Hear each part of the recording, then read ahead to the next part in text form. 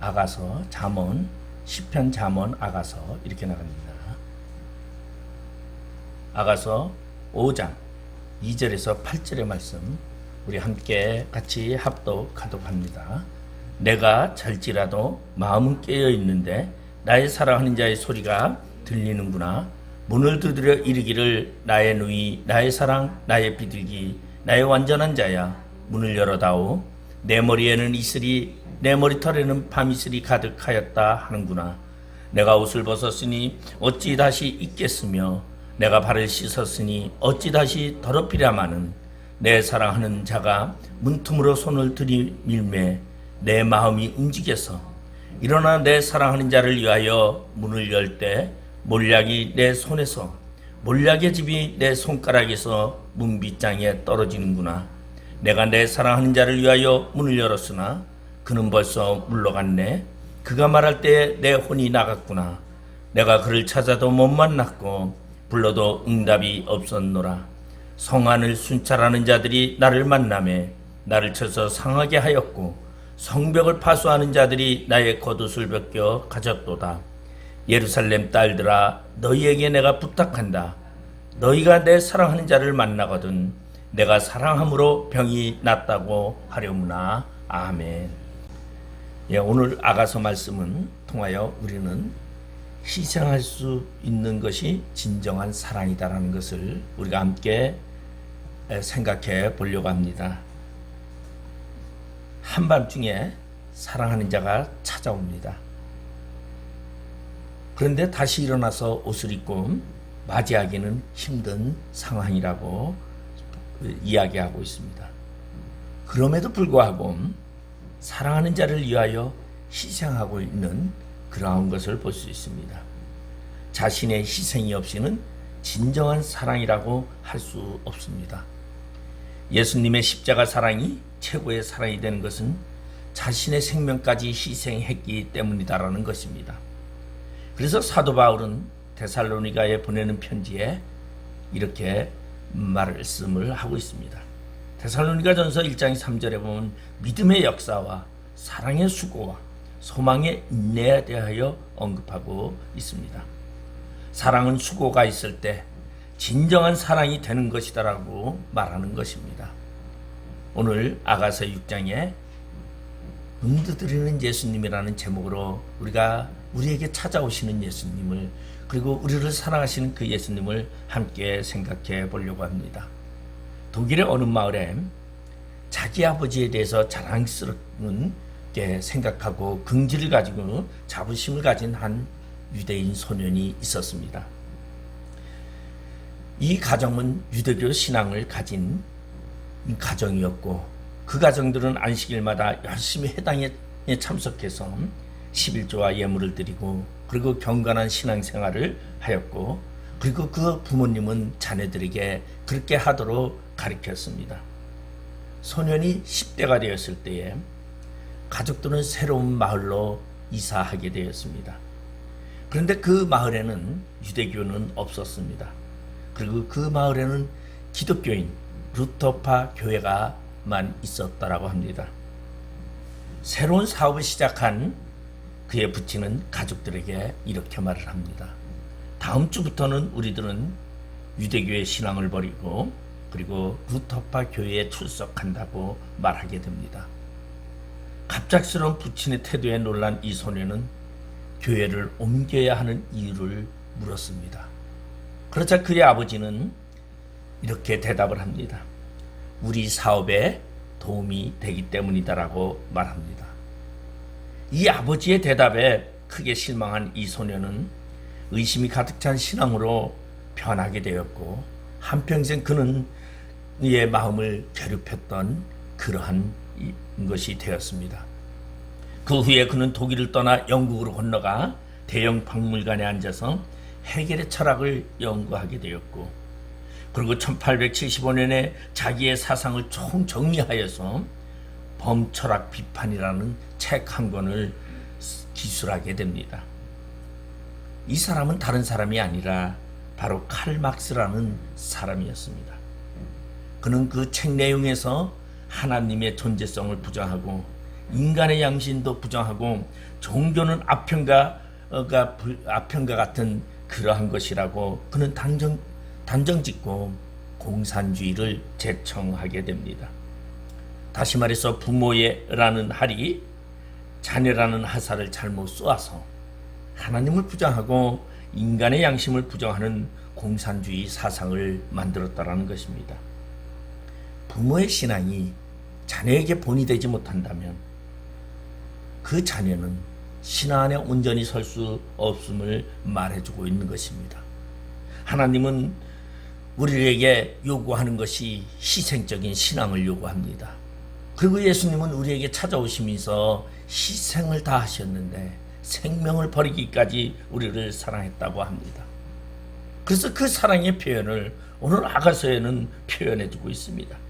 진정한 사랑은 사랑하는 대상을 위하여 얼마나 희생할 수 있느냐라는 그 크기에 달렸다고 해도 과언이 아니다라는 것입니다.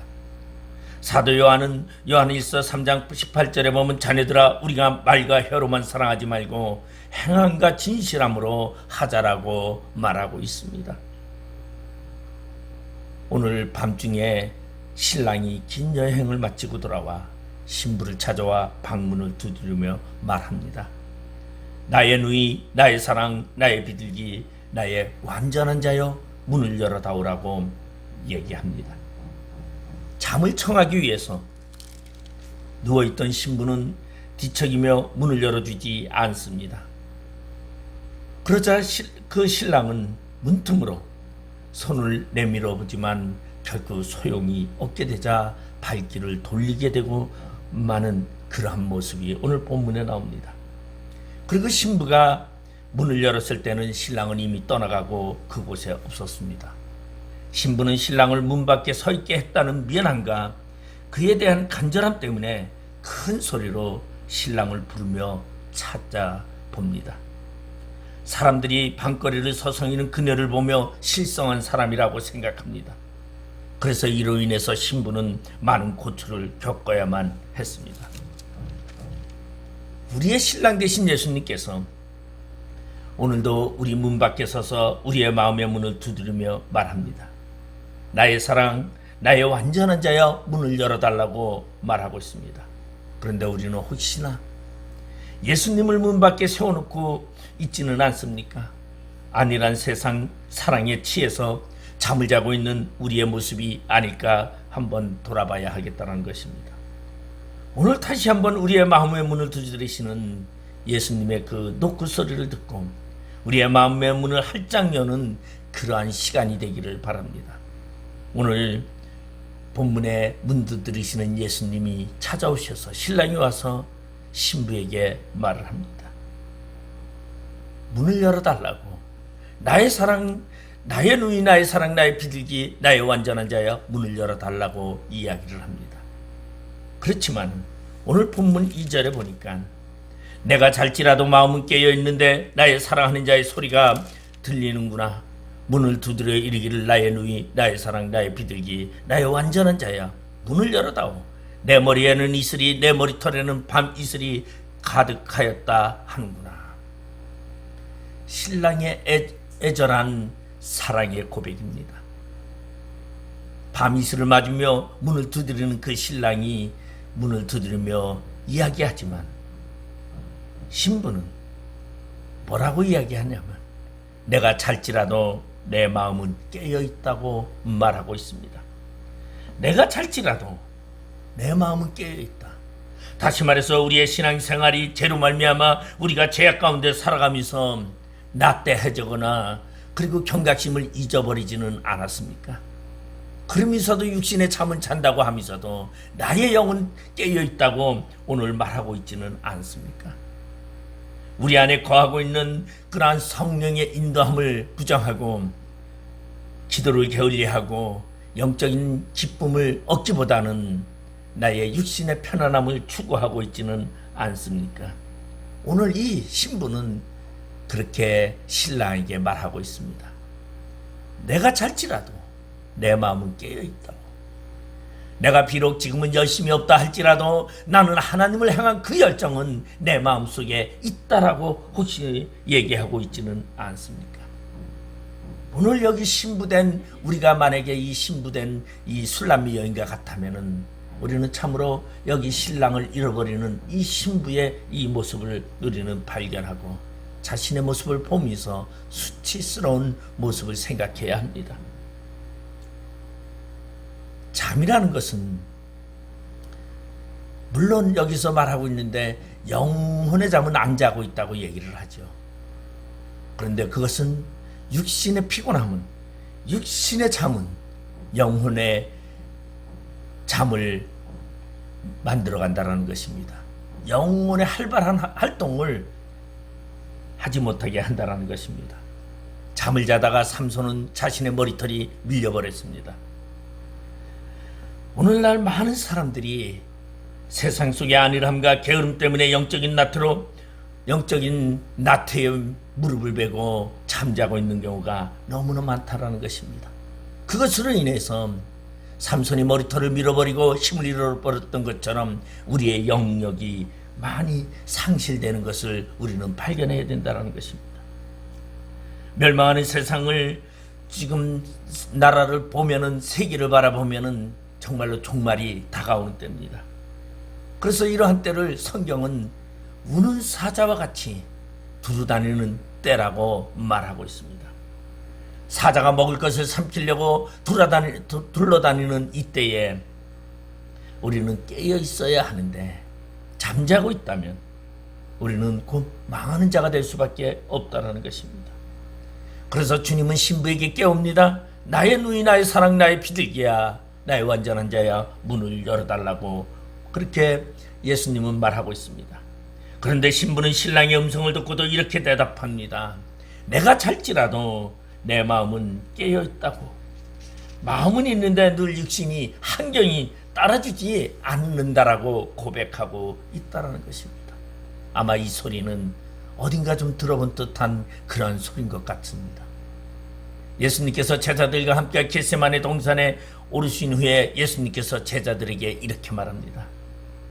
내 마음이 심히 고민하여 죽게 되었으니 너희는 여기 머물러 깨어 있으라고 이야기합니다. 그리고 예수님께서는 그 겟세마네 동산에서 땀방울이 핏방울이 되도록 기도하신 후에 돌아와 보니 제자들은 자고 있었습니다. 주님은 이런 제자들에게 다시 당부합니다. 마가복음 14장 37절 38절에 보면 돌아오사 제자들이 자는 것을 보시고 베드로에게 말씀하시되 시몬아 자느냐 내가 1시간도 깨어 있을 수 없더냐 시험에 들지 않게 깨어 있어 기도하라 마음에는 원이로되 육신이 약하도다라고 말하고 있습니다. 다시 말해서 제자들은 자신의 육신의 피곤함으로 핑계를 대고 잠을 자고 말았다라는 것입니다. 마음은 원하는데 육신이 약하네요. 이것이 바로 그들의 제자들의 모습만이 아니라 오늘 우리들의 모습이 아니기를 바랍니다. 만일 우리가 우리 자신을 당장 깨우지 않는다면 주님은 많이 슬퍼하십니다. 아파하실 것입니다. 오시는 신랑 예수를 위하여 타오르는 등불을 들고 나가는 그러한 신앙의 자세가 우리는 되어야 합니다. 오늘 두 번째로 오늘 이 술람미 여인은 신부는 이렇게 3절에 말하고 있습니다. 내가 옷을 벗었으니 어찌 다시 입겠으며 내가 발을 씻었으니 어찌 다시 더럽히랴마는. 방문을 놓고 하는 신랑은 이제 간절하게 요청합니다. 뭐라고? 내 머리에는 이슬이, 내 머리털에는 밤의 이슬이 가득하였다고 신랑은 자신의 처한 그 힘든 상황을 고백하고 있습니다. 이 말은 다시 말해서 예수님께서는 하늘을 버리시고 이 땅에 우리를 힘들게 찾아오셨습니다. 그 찾아오신 예수님은 수가성의 여인에게 삶에 지쳐버린 그 수가성 여인에게도 찾아갔었습니다. 그런가 하면은 갈릴리 바다에서 밤새도록 고기를 잡고 허탕을 치고 시리에 빠져 그물을 깁는 베드로에게도 찾아가셨고, 그런가 하면은 38년 된 병자 베데스다 연못에 물이 동하기만을 기다리는 그러한 환자에게도 예수님은 찾아가셨습니다. 예수님은 언제나 방황하며 그리고 시리에 빠진 자들을 찾아오시는 그 예수님이십니다. 그 예수님은 오늘 우리에게도 찾아오셨습니다. 찾아오시면서 예수님은 나의 머리에 이슬이, 내 머리털에는 밤이슬이 가득하다고 이야기하고 있습니다. 그런데 우리는 그러한 예수님을 내버려두고 문을 열고 그 예수님을 맞아들이며 머리털에 이슬을 닦아드려야 하는데, 우리는 종종 나의 핑계를 댑니다. 내가 옷을 벗었으니 어찌 옷을 다시 입겠으며, 내가 발을 씻었으니 어찌 내가 문을 열러 당신에게 가겠습니까? 내가 다시 옷을 벗어야 하고 다시 발을 씻어야 하는데, 그러한 번거로움 때문에 예수님은 그 문 밖에 서서 밤이슬을 맞으며 서 있는 그 황당한 그 사건을 무시하고 있는 이 신부의 모습은 바로 우리 성도들이 이러한 모습을 갖지 말아야 하는 것을 보여주고 있는 것입니다. 예수님은 언제나 우리의 문을 녹고하고 있습니다. 오늘도 찾아와서 우리의 마음을 두드립니다. 내가 너와 함께 하고 싶구나.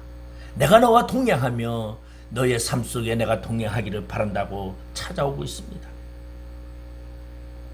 요한계시록 3장 20절에 보면, 볼지어다 내가 문 밖에 서서 두드리노니 누구든지 내 음성을 듣고 문을 열면 내가 그에게로 들어가 그와 더불어 먹고 그는 나로 더불어 먹으리라고 말하고 있습니다. 그런데 주님은 우리와 교제하고 주님은 우리와 함께하고 즐거움을 나누고 싶어 하는데, 우리는 그러지 못한 때가 너무나 많다는 것입니다. 오늘 신부는 뭐라고 말합니까? 내가 옷을 벗었으니 내 발을 어찌 더럽히리라고 말하고 있습니다. 신부는 신랑의 소리에 갈등하고 있습니다. 이미 옷을 벗었습니다. 발을 씻었습니다. 다시 내가 옷을 입어야 하고 다시 옷을 벗어야 하고 다시 발을 씻어야 하는 그러한 삶 속에 갈등하고 있다는 것입니다. 이것은 무엇입니까? 우리의 삶 속에 나의 행위와 나의 수고를 더 한다는 것을 갈등하는 그러한 모습이라고 말할 수 있습니다. 내가 번거롭고 귀찮고 짜증나기까지 하는 이러한 인생의 삶 속에 주로 인하여 그러한 고통까지 내가 감내해야 되냐고 생각하게 된다는 것입니다. 이스라엘 백성들은 매일 하나님 앞에 제사하고 예배드리는 일에 대해서 번거롭게 여겼습니다. 아침 6시에 소제를 드리고 저녁 6시에 소제를 매일 번제를 드립니다. 그러한 그들이 그 매일 드리는 아침의 소제와 저녁 소제를 그들은 짜증나게 생각했고 그리고 귀찮게 생각했습니다. 그래서 말라기 1장 13절에는 그것에 대해서 하나님은 그들에게 이렇게 책망하고 있습니다. 만군의 여호와가 이르노라 너희가 또 말하기를 이 일이 얼마나 번거로우른고 하며 코웃음 치며 훔친 물건과 저는 것 병든 것을 가져왔느니라. 너희가 이같이 봉헌한 물을 가져오니 내가 그것을 너희 손에서 받겠느냐. 이는 여호와의 말이니라고 하나님은 이스라엘 백성들 그 레위인들에게 말하고 있습니다. 오늘 이 소제와 번제는 레위인들의 제사입니다. 그들에게 당번으로 주어졌습니다. 그 레위인들이 매일 그들은 번제물을 잡아서 하나님께 드려야 하고 그리고 청소를 해야 됩니다. 그런데 그것이 매일매일 반복되어지다 보니까 귀찮게 생각했고 얼마나 번거로운가 코웃음까지 치면서 그래서 그들은 번제물을 드리는데 훔친 물건으로 번제를 드립니다. 그리고 저는 것 병든 것으로 갖다가 하나님께 대충 받으십시오 하고 제물을 번제물을 드린다고 말라기 기자는 이야기하고 있습니다. 혹시 우리는 그러한 자가 아닌가? 이 당시에 성전에 있는 제사장들의 모습입니다. 오늘 우리가 하나님 앞에 예수님 앞에 우리가 진정으로 귀찮아서 내가 힘들어서 번거롭다고 우리는 거절하고 있지는 아니한지 우리는 세상의 죄악에 잠에 자다가도, 여러분 세상의 안일에 빠졌다가도 주님이 문을 두드린다면 우리는 벌떡 일어나야 합니다. 그리고 그 주님을 향해서 번거로움이 있다 할지라도 우리는 옷을 입고 신을 신고 주님을 맞아 드리는 것이 진정한 신부의 삶이라는 것을 말해주고 있습니다. 그런데 우리 사람들은 그렇지 못하지요. 대체적으로 따뜻한 날씨에 점심때 점심밥을 먹고 나면은요, 도시락을 먹거나 점심 식사를 하고 난다면은 졸음이 슬슬 옵니다. 봄 날씨에, 따뜻한 날씨에, 요새는 봄이 없어진 것 같아요. 따뜻한 햇볕이 쬐어들면 졸음이 막 쏟아집니다. 그런데 그러할 때에 여러분 제일 힘든 게 뭐냐 하면은, 그러할 때에 설교 듣는 거, 말씀 듣는 거, 그러할 때에 이런 것이 무척 힘들죠. 학생들은 그때가 제일 힘듭니다. 왜? 아무리 좋은 이야기를 해도 그거보다는 잠자게 하는 것이 더 좋다라는 것이죠. 그것이 바로 우리들의 안위의 생각이라는 것이. 오늘 이 술람미 여인은 그러한 이야기를 합니다. 내가 꼭 해야 합니까? 이 시간에 내가 꼭 이 시간에 교회 가야 합니까?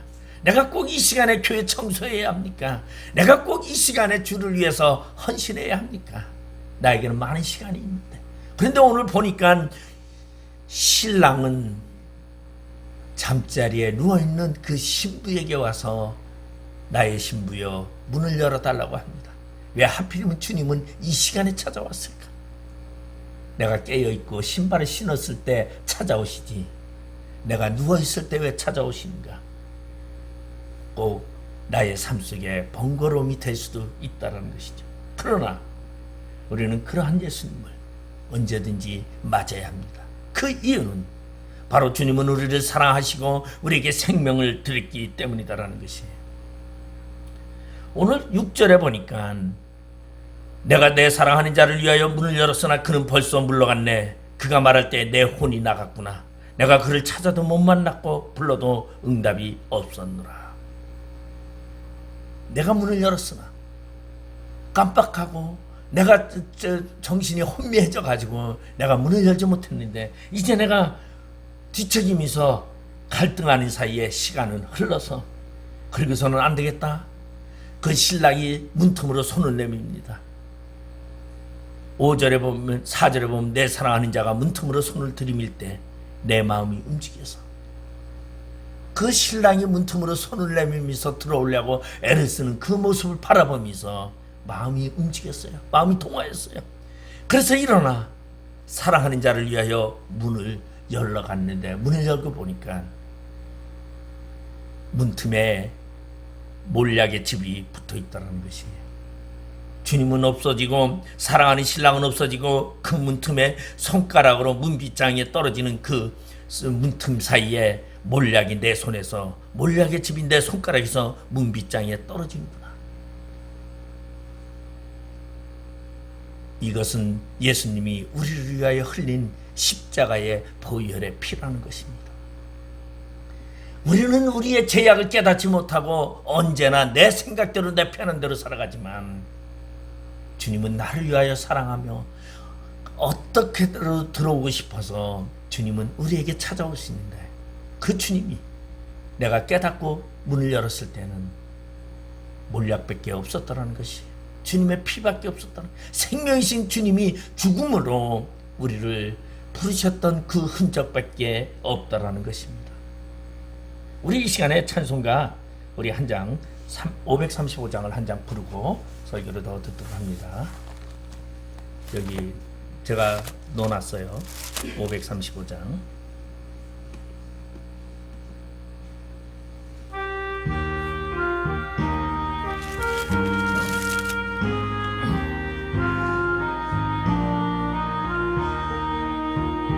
주 예수 대문 밖에 기다려 섰으나 단단히 잠가두니 못 들어오시네.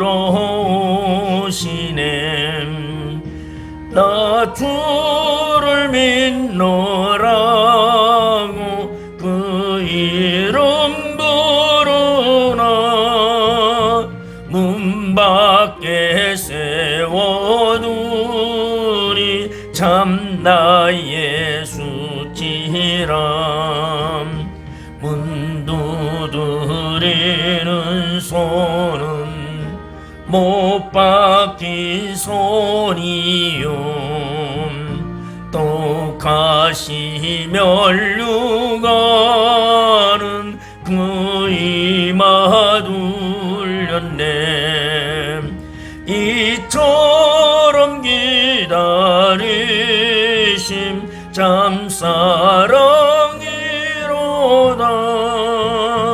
문 굳게 닫아두니 한없는 내 죄람 주 예수 강곡하게 권하는 말씀이 내 죄로 죽은 나를 노박대할 소냥 나 죄를 회개하고 본문을 엽니다 드셔서 자정하사 떠나지 마소서